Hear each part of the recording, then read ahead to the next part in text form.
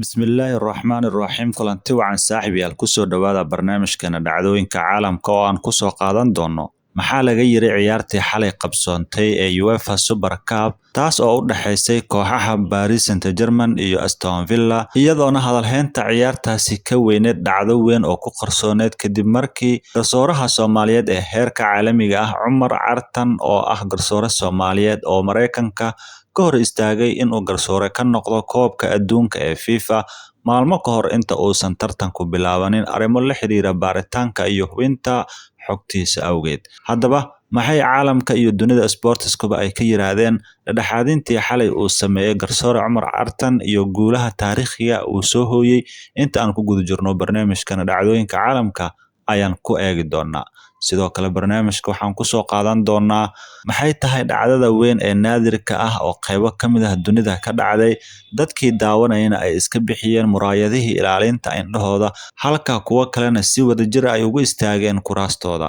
Haddaba dhacdadan xiisaha leh ayaan idinla wadaagi doonaa goordhow. Iiraan iyo Mareykankana weli waxay isku khilaafsan yihiin dadaalada lagu doonayo in lagu gaaro heshiis rasmi ah oo si joogto ah loogu soo afjaro dagaalka ka socda Khaliijka iyo soo nooleyntii heshiiska kumeel gaarka ahaa ee June lagu gaaray isla markaana la dejiyay waqti cayiman oo lagu fuliyo qodobada heshiiska iyo qeybaha ugu dambeeya waxaan ku eegi doonaa Taiwan oo qabatay dhoolatus ciidan oo dhinaca badda ah xilli Shiinuhuna sii xoojinayo cadaadiska siyaasadeed. Qodobadaas iyo qodobo kale oo xiiso leh ayaan idinla wadaagi doonaa goordhow haddii Rabbi noo ogolaado. Inta ka horeysa muuqaalka like noo saar la wadaaga asxaabtaada haddii aadan ka mid ahayn bahdeena fadlan noogu soo bir oo ka mid noqon bahdayada ee Hoggaan Media ka qayb qaado kor u kaca channelkeena. Waa maalinimo Khamiis ah taariikhduna ay ku beegan tahay 13 August sanada 2026. Magacaygu waa Hashim kusoo dhawow mar kale iyo barnaamijka dhacdooyinka caalamka.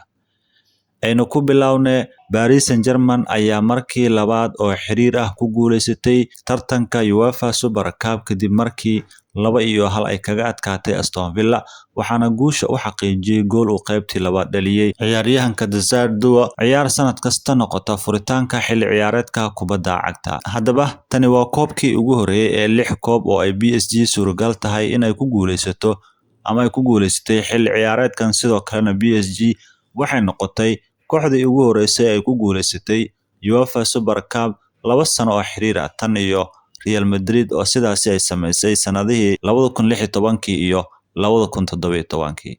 Haddaba UEFA Super Cup waa kulan sanadle ah oo bilowga xilli ciyaareedka Yurub la qabto waxaana isaga hor yimaada kooxihii ugu dambeysay ee ku guuleystay Champions League oo PSG ahayd iyo kooxda ku guuleystay Europa League oo ka socotay Aston Villa. Haddaba maxay tahay xiisaha iyo dhacdada weyn ee ciyaartan ay xambaarsaneed?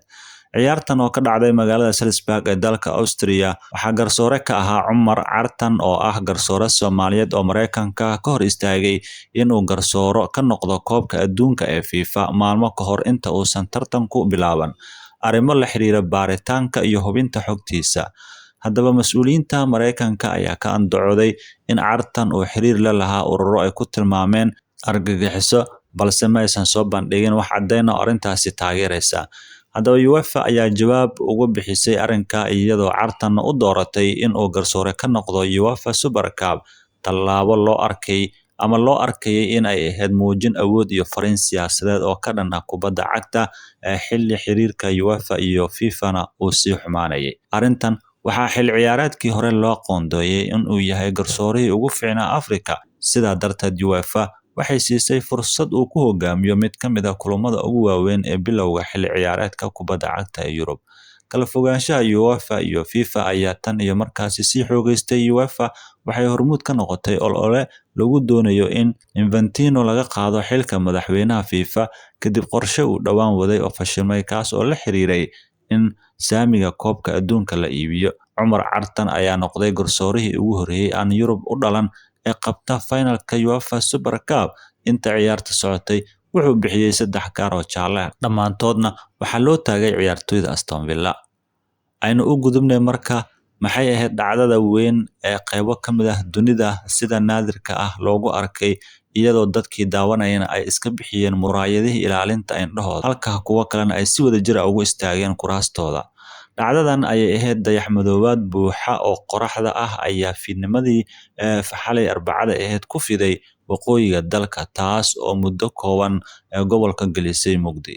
Spain waxay howlgelisay ciidamo booliis oo aad u tiro badan iyadoo sidoo kalena miyiga ka samaysay goobo gaar ah oo dadka loogu talagalay in ay si wanaagsan u daawadaan dhacdadan cajiibka ah. Dadkii ku sugnaa Petaro del Zoya oo ah deegaan miyi ah oo waqooyiga Madrid ku yaala ayaa sacab iyo sawaxan isku daray markii cirku madoobaaday, waxaana cirifka ka muuqday kulayda bayl kuwaas oo ah dhibic ifaya oo ka dhasha qoraxda kana dhex ifa hareeraha dayaxa marka uu dhaco dayax madoobaad buuxa. Muuqaalkaasina wuxuu soo baxay wax yar kadib 8:15 fiidnimo wuxuuna socday wax ka yar 1 daqiiqo. Dayax madoobaadkii Spain oo daba socday kii Iceland. Dhacdada dayax madoobaadka ee Spain waxay timid wax yar kadib markii Iceland inteeda badan ay martay muuqaal aan sidaasi u weynin maadaama daruuro qariyeen cirka. Si kastaba ha ahaatee, meelaha galbeed ee ugu fog dalkaasi Nordiga waxaa daruuraha ka dhex baxaya ifraaqo, taas oo u saamaxday dadka deegaanka iyo dalxiisayaasha in ay indhahooda ku arkaan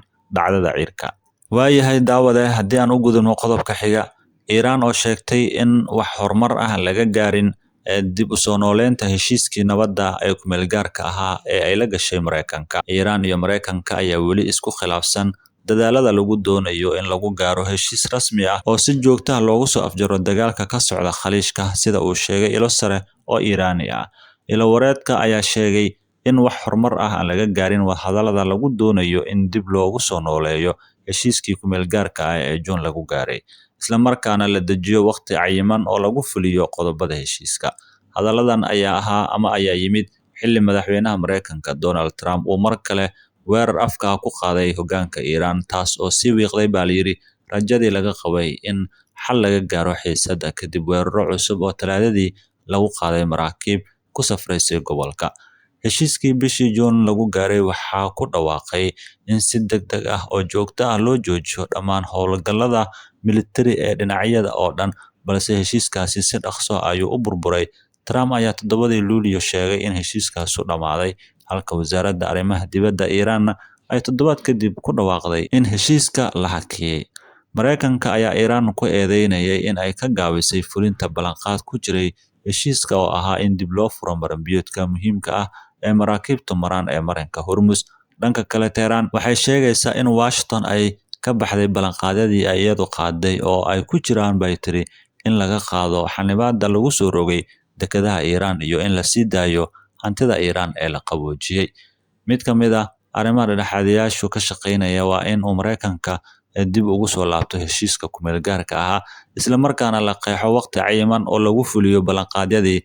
Arrinkan wax horumar ah haba yaraatee lagama gaarin, ayuu yiri ilwareedka Iiraaniya.